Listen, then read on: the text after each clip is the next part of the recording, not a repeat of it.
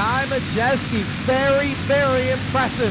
The biggest thing about go-kart racing, you gotta be smooth on the wheel because there's no power steering, and if you turn an eighth of an inch, that's pretty much all you need. So if you do any sudden movements, you just lose all your momentum. And a lot of guys have told me racing the stock cars, you have to be smooth, and that's one of the traits that I carry, and it comes a lot from go-kart racing. This is a driver to keep your eye on in the future, Ty Majeski. The last year he went there, he won 3 out of the 5 races. That's when he started getting a lot of attention from Mr. Bobby Waltrip.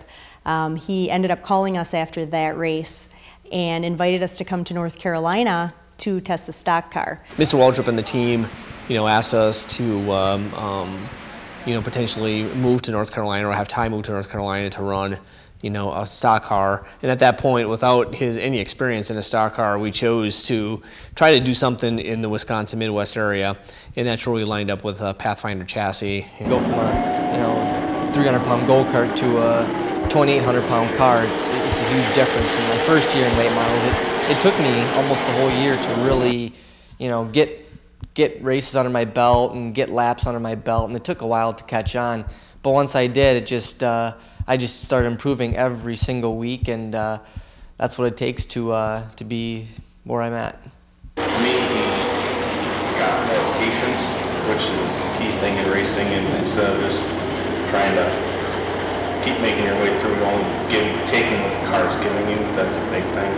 Car control, I thought he'd come a long way with that from what I seen last year to this year. It's just improves every time out there. He's definitely not scared to drive.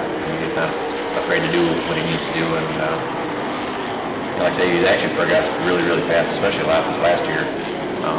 Like I say, last year he, never really got in trouble too much. He, kind of just tried to learn, and that's what he needed to do. And like I say, this year he kind of excelled a lot more. That's where, to me, I see guys that make it in racing and guys that don't. It's the guys that want to put that extra effort forward to, learn the cars and learn the setups and help, because you can drive great, that's great, but if you can drive and help get the cars faster, that's even better. You'll beat the guy that can just drive every day because you're doing more things than that guy's doing. The way he turned it around from 2010 to 2011, this guy's winning.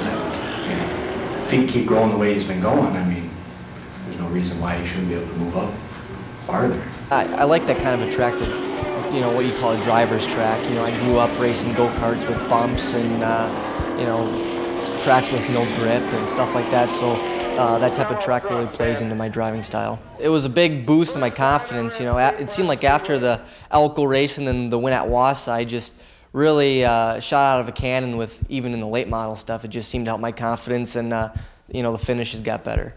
I knew he had the talent and the ability and the drive. That's one thing about Ty, is he is extremely competitive, but he's fairly competitive, and really what I mean by that is he'll go out there and do the best he possibly can to win a race, and win a race fairly. There's 30 to 40 cars, every single race, and it's an honor just to make the top 14 on time, in qualifying.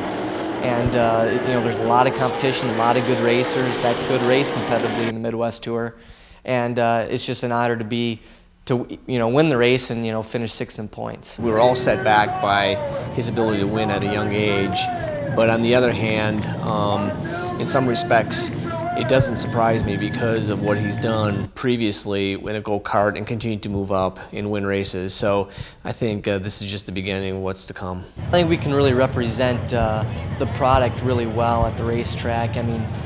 Race fans are very loyal, and they see what product the driver is carrying, and they're very loyal, and they'll go to that place and they'll mention your name, say you pointed them there, or whatever the case may be. And I think racing is a very good investment in that way. It will be my job as a representative of Ty Majeski Racing to make sure that the sponsor is not kept out of the loop. We've been known to stop by, drop off an autographed picture, give them a DVD of the latest race if they weren't able to attend. We will not accept sponsorship support and then disappear into the woodwork. We want you to be a part of the team as a sponsor for Ty Majeski Racing. You know, we live and breathe racing. Ty and I and my wife Sue, we spend a lot of time talking about racing and how we can promote sponsorship and how we can set ourselves apart from our competitors and supporting sponsors. A couple of key things I think from a sponsorship is really building the relationship with the sponsor and the people behind the company. You know, for example, the sponsors that we had last year in Ty's you know, first year or second year of racing, all of those sponsors are coming back in 2012. Stock car fans, you see them go to the track, they have a favorite driver, they look at who's on their car and that's what they buy, that's where they go. They go to the point of purchase to see what's, you know, why are they sponsoring this kid. When you have a kid like Ty, he's a young gentleman, 17 years old, he's had a lot of success in his first year. I think it's a really good investment because he's getting that exposure that sponsors are looking for. How about it, Ty Majeski?